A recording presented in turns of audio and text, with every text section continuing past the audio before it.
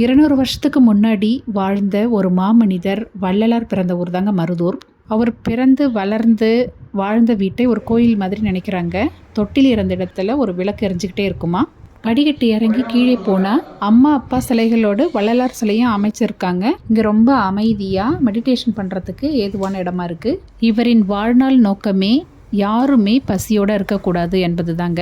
வடலூர் ஞான சபையில் வைகாசி 11 அன்று இவர் தொடங்கி வைத்த அணையா அடுப்பு இன்னும் எரிஞ்சிக்கிட்டு தான் இருக்குது அப்படின்னு சொல்லுவாங்க. தொடர்ந்து அன்னதானம் இத்தனை ஆண்டுகளாக நடந்துட்டு தான் இருக்குது. 3 தலைமுறைகளாக எங்கள் வீட்டில் வருடம் அன்னதானம் செஞ்சுக்கிட்டு தாங்க இருக்கும். இந்த இடத்துலையும் தினம் அன்னதானம் செய்கிறாங்கன்னு கேள்விப்பட்டோம். அரிசி பருப்பு எண்ணெய் எல்லாம் வாங்கி கொடுத்துட்டு தான் வந்திருக்கோம். தைப்பூசன்னா எல்லாருக்கும் முருகர் தான் ஞாபகம் வரும். ஆனால் தைப்பூசன்று தான் விளக்கின் ஒளியில் ஜோதியாய் இறைவனை பார்த்து அவர் அடி சென்று சேர்த்தார் வள்ளலார்.